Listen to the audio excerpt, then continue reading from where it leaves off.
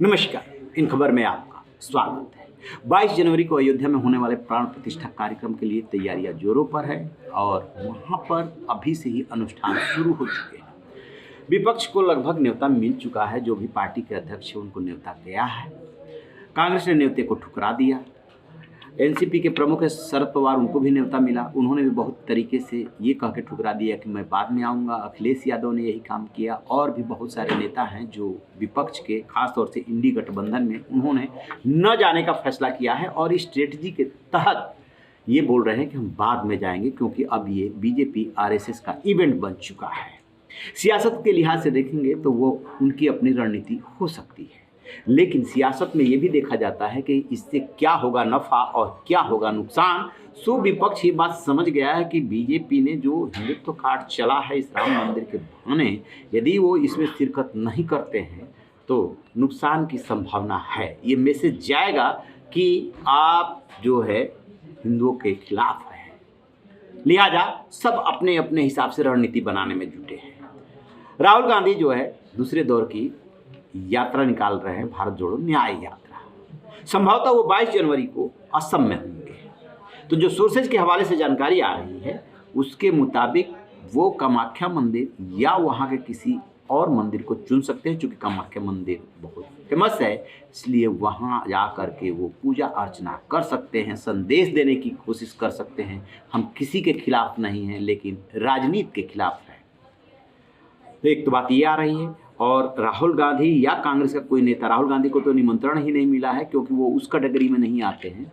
लेकिन क्यों कांग्रेस के 3 नेताओं ने, सोनिया गांधी, मल्लिकार्जुन खड़गे और अधीर रंजन ने न जाने का फैसला किया, इसका राहुल गांधी ने जवाब दिया है। जरा उसको सुनिए।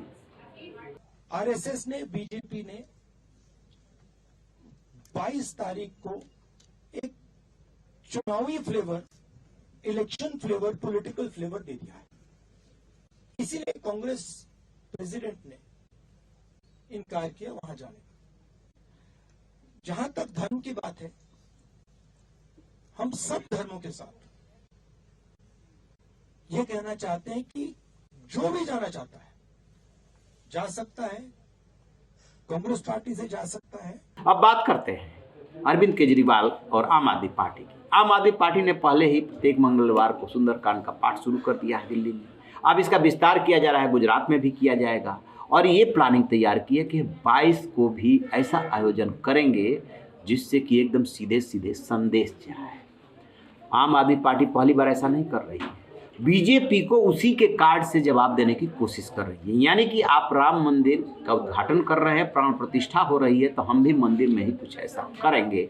और सो उन्होंने कल सुंदरकांड का पाठ किया और 22 जनवरी को भी ये बड़ा करने वाले हैं। और 22 तारीख को जब वहाँ पे मंदिर का शुभारंभ होगा तो उसके बाद हमारी कोशिश रहेगी कि अयोध्या के लिए ज़्यादा से ज़्यादा और ट्रेन हम लगा सकें, ताकि लोगों में बहुत उत्साह है अयोध्या जी जाके रामलला के दर्शन करने के लिए। उनका एक लेटर आया था, उसके बाद हमने उनको फ़ोन किया। उन्होंने बताया कि कोई पर्सनली इनवाइट करने के लिए, फाइनल इन्विटेशन देने पर्सनली उनकी टीम आएगी। वो तो आई नहीं, लेकिन ऐसा कोई बात नहीं। उसमें लेटर में उन्होंने लिखा है कि बहुत ज़्यादा वीआईपी और वीवीआईपी आएंगे और इसीलिए सुरक्षा को मद्देनज़र रखते हुए एक ही व्यक्ति अलाउड है वहाँ पे अभी इस टाइम जाना। तो एक तो फाइनल इनविटेशन का मुझे नहीं पता, कोई आया नहीं तो कोई बात नहीं, लेकिन मैं चाहता हूँ कि अपनी धर्मपत्नी और अपने बच्चों के साथ, और मेरे माता पिता को भी बहुत ज़्यादा चाव चढ़ा हुआ है कि हमें जाके रामलला जी के दर्शन करने हैं, तो अपने माता पिता, अपनी धर्मपत्नी, अपने बच्चों के साथ में जाऊंगा। बाद में चले जाएंगे जब भी एक बार ये भी हो जाए 22 तारीख में। बहुत ज़्यादा ममता बनर्जी, जिनकी पूरी की पूरी राजनीति एक वर्ग के बीजेपी आरोप लगाती है कि तुष्टीकरण पर आधारित है, वो उस दिन काली मंदिर से एक रैली निकालेंगी और उसमें जो है मंदिर, मस्जिद, चर्च, गुरुद्वारा सबसे होते हुए जाएंगी और संदेश देने की कोशिश करेंगी कि सद्भाव की ज़रूरत है, सबको साथ लेकर चलने की ज़रूरत है। अब बात करते हैं कि शरद पवार क्या करेंगे, उद्धव ठाकरे क्या करेंगे। तो उद्धव ठाकरे जो है उस दिन नासिक में होंगे। उसी नासिक में कालाराम मंदिर जाएंगे जहाँ पे कि प्रधानमंत्री नरेंद्र मोदी गए थे।